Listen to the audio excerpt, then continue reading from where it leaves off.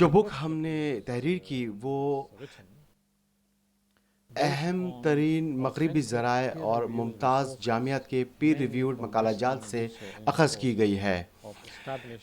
इसमें हमने आज की इजादात को मद्देनज़र रखा है जो हमारे घरों, स्कूलों, हस्पतालों, बाज़ारों और शहरों में इस्तेमाल हो रही हैं, और हमारा बर्ताव उनसे कैसा है और वो इजादात किस तरह काम करती है, और इसमें कायनात भी ज़ाहिर शामिल है। हमने इस अमर को मद्देनज़र रखा कि मालूम किया जाए कि कोई ईजाद आखिर कब और कहाँ से आई। हाँ, तो हमने नोट किया कि दूसरी तहजीबों की मानिंद इस्लामी तहजीब ने भी अपना किरदार किस तरह अदा किया है। इसी किताब में मुसलमान इंजीनियर अल जज़री की हैरत अंगेज ईजाद फील घड़ियाल या एलिफेंट क्लॉक का भी जिक्र किया गया है। अब से 800 बरस कबल अल जज़री ने यह घड़ियाल तैयार किया था, और इसका एक मॉडल हमने मैनचेस्टर में भी देखा जो आपको यहाँ दिखाई दे रहा है। यह हैरत अंगेज घड़ियाल कई तहजीबों का इम्तिजाज था। घड़ियाल में यूनानी साइंसदान अर्शिमिदेस के आबी उसूल, अरबी बाशिंदों के मुजस्समे, मिस्री परिंदे, फारसी कालीन और चीनी अजदहों का इस्तेमाल किया गया था। इस टाइम पीस में हाथी असली नहीं बल्कि इसका मॉडल है, जिसके पेट में पानी का टैंक रखा जाता था और एक सुराखदार प्याला इस पर तैरता रहता था।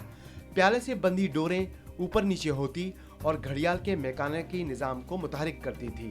यह घड़ियाल निहायत दुरुस्तगी के साथ आधा घंटे का दौरानिया और मिनट भी जाहिर किया करता था। इसके ऊपर बना परिंदा घूमता और सीटी की आवाज़ निकाला करता था। बिलाशुबा फील घड़ियाल एक ऐसी ईजाद है जो मुसलमान इंजीनियर्स की आला सलाहियतों का जीता जागता सबूत है। बदकिस्मती से बहुत से लोगों और बिलखुसूस मुस्तशरकीन ने मुस्लिम तहजीब पर सिर्फ यूनानी असरात पर ही जोर दिया, जबकि हकीकत इसके बरखिलाफ है। मुसलमानों ने दीगर तहजीबों के तमाम इल्म को अपने अंदर जज्ब किया है।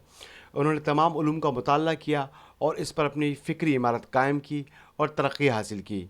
साथ ही उन्होंने नई साइंस को भी जन्म दिया। जब हम पीछे की तरफ पलट कर तारीख़ के औराक को देखते हैं तो हमें ये मालूम होता है कि यूरोपी उरूज और निशात सानिया से ऐन पहले का दौर मुस्लिम तहजीब का दौर है, मुस्लिम तहजीब का हैद है, तो इसे मुस्लिम तहजीब के नाम से ही पुकारा जाना चाहिए। इसका मतलब यह है कि दर हकीकत वो मुसलमान ही थे जिन्होंने जदीद तहजीब को जन्म दिया था। दर हकीकत इस किताब और इस मंसूबे का नाम 1001 ईजादात मुस्लिम विरसा हमारी दुनिया में दरअसल इसलिए रखा गया है कि ये हमारी दुनिया में तमाम तहजीबों की मीरास का मुकम्मल अहाता करता है। मसलन कागज़ ही को ले लीजिए। कागज़ ईजाद तो चीन में किया गया था, लेकिन उस वक्त चंद ही सनतें और कीमियाई प्रोसेस वहाँ इस्तेमाल किए जा रहे थे।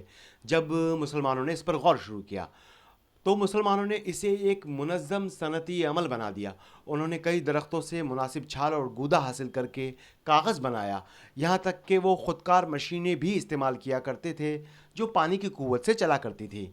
यही मामला बारूद या गन पाउडर का भी है, जो ईजाद तो चीन में हुआ मगर मुसलमानों ने उसे बेहतर बनाकर एक प्रोपेलेंट में तब्दील कर दिया। तो बहुत सारी टेक्नोलॉजीज़ ऐसी हैं जो मुसलमानों ने पिछली तहजीबों की बुनियाद पर कायम की। इनमें मुनासिब तब्दीलियाँ लाकर उन्हें मुफीद इजाज़त में तब्दील किया और वो आज इस सूरत में हमारे पास पहुँची है। तो ये मंसूबा जो 1001 ईजादात हमारी दुनिया के नाम से पेश किया गया है, ये देखने का मौसर ज़रिया है कि आज हमारे पास क्या कुछ मौजूद है और इस शय या ईजाद का आगाज़ हकीकतन कहाँ से हुआ था। हमने फ़ैसला किया कि इसे मुख्तलिफ़ सेक्शन में तकसीम किया जाए, क्योंकि अगर हम देखें कि हम सुबह बेदार होकर क्या काम करते हैं, हम अपने घर में रहते हैं, फिर अपने दफ्तर या इलाक़े में जाते हैं, और कभी कभार हमारी ज़िंदगी का ख़ात्मा हस्पताल में ही होता है। फिर हम बाज़ारों में भी जाते हैं और इस दुनिया पर नज़र भी दौड़ाते हैं। हमने फ़ैसला किया कि इस किताब को 7 हिस्सों या सेक्शन में तकसीम कर दिया जाए, कोई मौजू कोई उन्वान दे दिया जाए। मैं आपको फ़ौरी तौर पर इसकी एक मिसाल देना चाहूँगा। आप सुबह बेदार होकर अपने दांत साफ़ करते हैं एक टूथब्रश और पेस्ट से, फिर आप साबुन से मुँह हाथ धोते हैं, और साबुन जो है वो मुसलमानों की ईजाद है, और लोगों को हकीकत में ये मालूम ही नहीं कि साबुन असल में मुसलमानों ने ही पहले बनाया था। ये एक कीमियाई अमल है जो दर हकीकत सफाई सुथराई के लिए वज़ा किया गया था। बस अब ये पूरी दुनिया में राइज है। और फिर यकीनन आप जीने से उतरते हैं और नीचे जाते हैं, फिर आप यही करते हैं कि कॉफ़ी पीते हैं। कॉफ़ी पहले यूरोप में पहुंची اور پھر وہاں سے دنیا بھر میں پھیلی۔ یہ بات بالکل درست ہے کہ کافی سب سے پہلے ایک نوجوان نے دریافت کی تھی جس کا نام خالد تھا۔ وہ ایک مسلم چرواہا تھا جو حبشہ یعنی ایتھوپیا کا رہنے والا تھا۔ اس نے دیکھا اور محسوس کیا کہ اس کی بکریاں مخصوص پودوں کی پھلیاں کھانے کے بعد سرگرم اور چست ہو جاتی ہیں۔ پھر اس نے ان پھلیوں پر غور کیا اور دوسرے لوگوں سے بھی اس کا تذکرہ کیا۔ پھر کافی کی یہ پھلیاں یمن پہنچی، پھر یمن سے حجاز تک گئیں، پھر مکہ سے حاجیوں کے ذریعے بقیہ دنیا میں پھیلی اور آخرکار کافی یورپ میں متعارف ہوئی۔ پھر جب آپ اپنے گھر میں کافی پینے کے بعد اخبار اٹھاتے ہیں اور اپنے ہاتھوں میں اسے تھامتے ہیں اور اس پر چھپی ہوئی تصاویر کو دیکھتے ہیں اور سوچتے ہیں کہ یہ تصاویر آخر کس طرح لی گئی ہوں گی، تو آپ کو معلوم ہو جاتا ہے کہ یہ تصاویر کسی کیمرے سے ہی لی گئی ہیں۔ اسی کتاب میں بابائے بصریات یعنی فادر آف آپٹکس ابن الحسم کا بطور خاص ذکر کیا گیا ہے۔